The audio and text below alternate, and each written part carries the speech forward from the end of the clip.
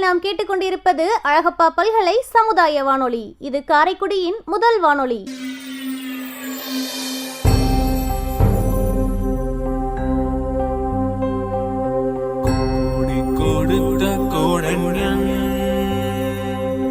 குடியிருந்த வீடும் கொடுத்த தெய்வம்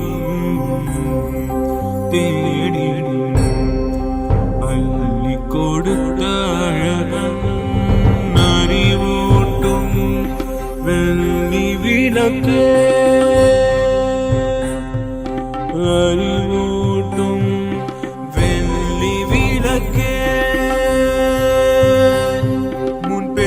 தவத்தால் தோன்றி முயன்றாமை காக்கும் வள்ளலே அன்பிலார் அழகப்பாவின் அறம்பணி போற்றி செய்வோம், அறம்பணி போற்றி செய்வோம்.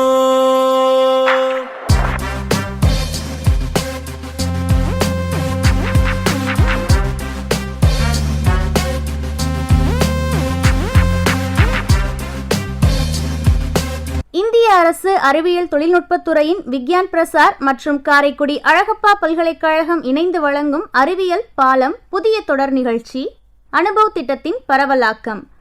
ஆக்கம் ஊக்கம் வழிகாட்டல் டாக்டர் ஆர். ஸ்ரீதர்.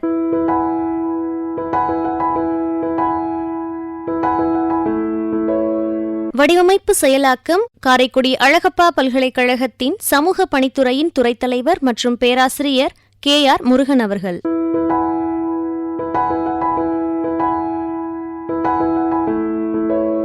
நிகழ்ச்சி ஒருங்கிணைப்பு சமுதாய வானொலி இயக்குனர் டாக்டர் S. ராஜாராம்.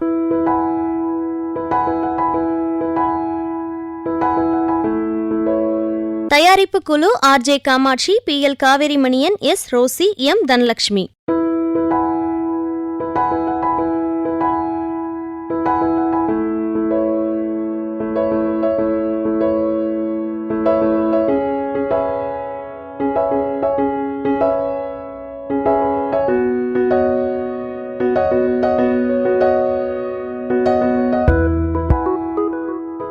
அழகப்பா பல்கலை சமுதாய வானொலி நேயர்களுக்கு வணக்கங்கள். அனுபவம் நிகழ்ச்சியில் அறிவியல் பாலம் தொடரில் அறிவியல் ஆளுமை குன்றக்குடி வேளாண் அறிவியல் நிலையத்தின் முதுநிலை விஞ்ஞானி மற்றும் தலைவர் முனைவர் செந்தூர் குமரன் ஐயா தற்போது நம் அழகப்பா பல்கலை சமுதாய வானொலியின் வாயிலாக நேர்காணலில் இணைகிறார்.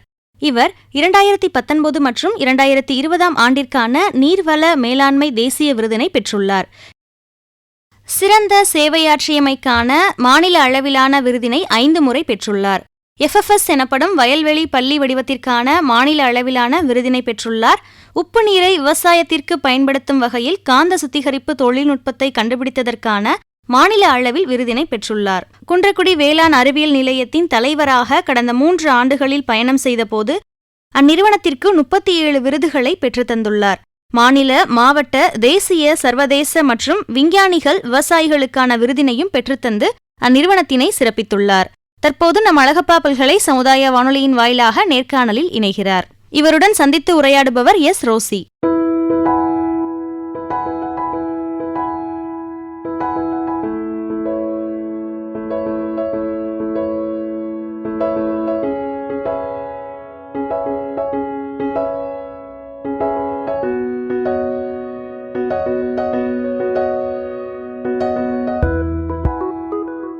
நேயர்கள் தொடர்ந்து கேட்டுக்கொண்டிருப்பது நேர்காணலின் 2ஆம் பகுதி.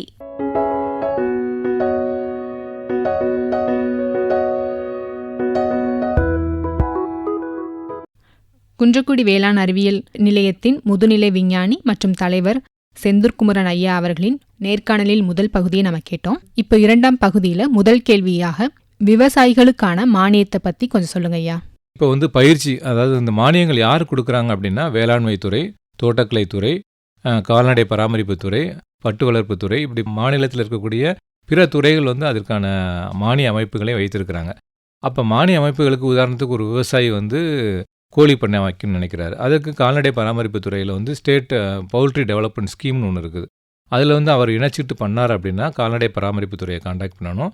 அங்கே அவங்க அப்ளிகேஷன் கொடுக்கணும். அதன் மூலம் வந்து அவங்களுக்கு வந்து 1 லட்ச ரூபா பெருமான அந்த ஷெட்டு கோழி ஷெட்டு போட்டு கொடுப்பாங்க. அதில் வந்து பேக் ஹண்ட்ரட் சப்சிடியாக வரும். அதில் 80,000 ரூபாய் வந்து மானியமாக இருக்கும். 20,000 ரூபாய் விவசாயி கையிலேருந்து கொடுக்கணும். இதுதான் மானிய அமைப்புகள். இப்படி எல்லா துறைகள்லையுமே மானிய அமைப்புகள்லாம் இருக்குது. ஆனால் அதை வைத்துக்கொண்டு விவசாயிகள் வந்து மிக சிறப்பாக செஞ்சிட்ருக்கிறாங்க. ஆனால் எந்த ஒரு மானியம் வாங்கினாலும் சரி, அந்த மானியம் வாங்குறதுக்கு முன்னாடி அந்த தொழிலை மிக சிறப்பாக செய்வதற்காக அந்த பெனிஃபிஷரி ஃபுல்லாகவே அந்த பயனாளிகள் ஃபுல்லாக வேளாண் அறிவியல் நிலையத்தை தொடர்பு கொள்வாங்க. உதாரணத்துக்கு கோழி பண்ணை வைக்கிறாருன்னு நினைக்கிறேன், மானியம் வாங்குறாருன்னா அந்த கோழி எப்படி சயின்டிஃபிக்காக ரேர் பண்ணணுங்கிற பயிற்சியை வந்து இங்கே எடுத்துக்குவாங்க. 3 நாள் பயிற்சியாக கொடுப்போம். அதே மாதிரி நெல்லுக்கு வந்து அவங்க மானியம் வாங்குறாங்க, நெல் விதைகள் வாங்குறாங்க, இல்லை காய்கறி விதைகளுக்கு வாங்குறாங்க, இல்லை கன்றுகள் வாங்குறாங்க. அப்படின்னா மானியங்கள் வந்து அந்த சம்மந்தப்பட்ட துறைகள் கொடுத்துருவாங்க. அதற்கான தொழில்நுட்பங்களை வேளாண் அறிவியல் நிலையத்தில் வந்து பயிற்சியாக எடுத்துக்குவாங்க. வேளாண் அறிவியல் நிலையத்தில் கொடுக்கக்கூடிய பயிற்சிகள் அத்தனையுமே இலவசமான பயிற்சிகள் தான். ஐயா, விவசாயத்துக்கு முக்கியத்துவமாக இருப்பது மண் வளம் தான். அந்த மண் வளத்தை பற்றி கொஞ்சம் தெளிவாக சொல்லுங்க ஐயா. சாயில், அதாவது மண் மாதிரிங்கிறது மிக மிக முக்கியம். நம்ம விவசாயிகளுக்கு பல பேர் வந்து நமக்கு அது தெரியல. மனிதனுக்கு வந்து உடற்கூடு இருக்கிற மாதிரியே மண்ணிலையுமே மண்ணை பார்க்காம இந்த விவசாயம் பண்ணக்கூடாது. இப்போ மனிதர்களுக்கு காய்ச்சல் வந்துருச்சு, 4 நாள் தொடர்ந்து காய்ச்சல் வருதுன்னா நம்ம ஒரு ரத்த டெஸ்ட் பார்க்குறோம். நமக்குள்ள ரத்த மாதிரிகளை வைத்து தான் என்ன நோய்ங்கிறதே கண்டுபிடிக்க முடியுது.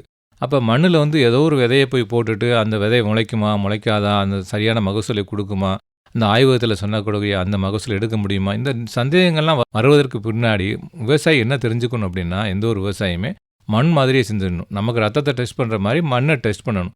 மண்ணின் தன்மை அறியாது செய்த விவசாயம் புண்ணின் தன்மை அறியாது செய்த சிகிச்சைக்கு சமம். இது வந்து வாக்கு மாதிரி. அது அப்போ எப்படி ஒரு புண்ணின் தன்மை அறியாமல் ஒரு சிகிச்சை செஞ்சால் அந்த புண்ணு ஆறாதோ, அது மாதிரி மண்ணின் தன்மை அறியாது செய்த அந்த விவசாயம் வந்து புண்ணின் தன்மை அறியாது செய்த சிகிச்சை மாதிரி தான். அப்போ மண்ணில் என்னென்ன சத்துக்கள் இருக்குங்கிறத ஃபஸ்ட்டு தெரிஞ்சுக்கணும். அப்போ தான் வந்து அந்த செலவினங்களை குறைக்க முடியும். உதாரணத்திற்கு 1 ஏக்கர் நிலத்தில் ஒரு விவசாயி நெல் விவசாயம் பண்ணுறாரோ இல்லை காய்கறி விவசாயம் பண்ணுறாருன்னா, அப்போ அந்த காய்கறிக்கோ நெல்லுக்கோ 1 ஏக்கருக்கு எவ்வளவு உரங்கள் தேவை, உதாரணத்துக்கு ஒரு 40லேருந்து 80 கிலோ யூரியா தேவை அப்படின்னா, அந்த யூரியாவை வந்து 40 கிலோ கொடுக்குறதா இல்லை 80 கிலோ கொடுக்குறதா இல்லை 20 கிலோ கொடுத்தா போதுமா அப்படிங்கிறத எப்படி குறைக்க முடியும் நம்ம அந்த யூரியா செலவினங்கள் எல்லாம் உரங்களை அப்படின்னா மண்ணை டெஸ்ட் பண்ணணும்.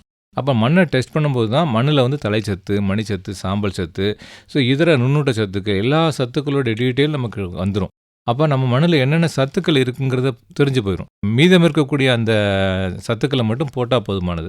அப்போ உதாரணத்துக்கு ஒரு 40 கிலோ இருக்குதுன்னா 80 கிலோ போட வேண்டிய இடத்துல ஒரு 40 கிலோ உரச்செலவை குறைக்கிறோம். அப்போ ஒரு மூடை யூரியா கிட்டத்தட்ட 500 ரூபாய் அளவுக்கு நம்ம செலவு குறையுது. அப்போ இப்படி ஒன்றா பார்த்து பண்ணும்போது தான் நமக்கு வந்து செலவினங்களை குறைக்க முடியும். அதிகமான உரங்களை மண்ணில் போடும்போது, வேதியியல் உரங்களை போடும்போது அது மண்ணிற்கும் மனிதனுக்கும் பயிருக்கும் கேடு. அதை வந்து விவசாயிகள் நல்லா புரிஞ்சுக்கிறாங்க. அதனால தான் நீங்கள் முதல்ல கேட்ட கேள்வி மாதிரி இயற்கை விவசாயம் வந்து நல்லா பண்ணுறாங்களா, செயற்கை விவசாயம் பண்ணுறாங்களான்னு ஒரு கேள்வி கேட்டீங்க. அப்போ இயற்கை விவசாயத்தை நினச்சி தான் ஒரு விவசாயம் பண்ணணும். பரிந்துரைக்கப்பட்ட அளவை தாண்டிய 1 மில்லிகிராம் உரமும் 1 மில்லி மருந்தும், வேதியியல் மருந்தும் மண்ணை வந்து பாதிக்கும். மண்ணில் இருக்கக்கூடிய நிறைய நன்மை செய்யக்கூடிய நுண்ணுயிர்கள், பாக்டீரியாக்களை ஃபுல்லாகவே அது கொன்று விடுவதனால் நமக்கு வந்து பயிர் மகசூல் வந்து குறைந்து விடுகிறது. ஸோ அதனால் வந்து நம்ம மண்ணோடைய அமைப்பை வந்து கட்டமைப்பு சரியாக வச்சுக்கணும். மண்ணோடைய கட்டமைப்பு சரியாக இல்லை அப்படின்னா நமக்கு வந்து எதிர்காலத்தில் விளைச்சல் வந்து கிடைக்காம போயிடும். ஸோ அப்போ மண்ணில் எத்தனை நுண்ணுயிர், உதாரணத்துக்கு பார்த்தோம்னா 1 கைப்பிடி மண்ணை எடுத்துகிட்டு போய் ஆய்வகத்தில் டெஸ்ட் பண்ணணும் அப்படின்னா இன்றைக்கி இல்லை, ஒரு 20 வருஷத்துக்கு முன்னாடி டெஸ்ட் பண்ணோம் அப்படின்னா அதில் 5 லட்சம் கோடி நன்மை செய்யக்கூடிய பாக்டீரியாக்கள் இருந்தது. ஆனால் இன்றைக்கி அதை எடுத்துகிட்டு போனோம்னா ஒரு மண்புழு கூட நம்ம பார்க்க முடியாது.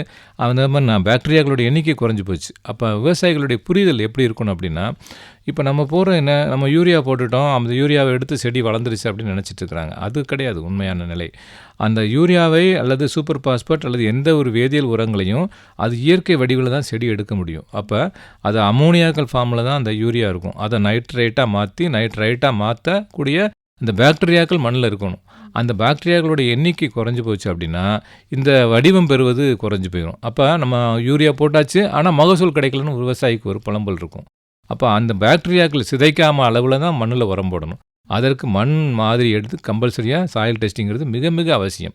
அதற்காகத்தான் நம்ம வந்து எந்த ஒரு மானிய திட்டங்கள் வேளாண்மை துறையிலையோ தோட்டக்கலை துறையிலையோ வாங்குறதா இருந்தால் அவங்க வந்து அந்த சாயில் ஹெல்த் கார்டு வச்சுருக்கணும். சாயில் ஹெல்த் கார்டு இல்லைன்னா எந்த திட்டங்களையும் நம்ம விவசாயிகள் பெற முடியாது. அதற்காக கம்பல்சரியாக பண்ணி வச்சுருக்கிறாங்க. இப்போ நிறையா விவசாயிகளுக்கு அந்த ஆர்வம் வந்துருச்சு, விழிப்புணர்வு வந்துருச்சு. நிறைய பேர் மண் டெஸ்ட் பண்ண ஆரம்பிச்சிட்டாங்க. மண் வளத்தை பற்றி ரொம்ப தெளிவாக சொன்னீங்க.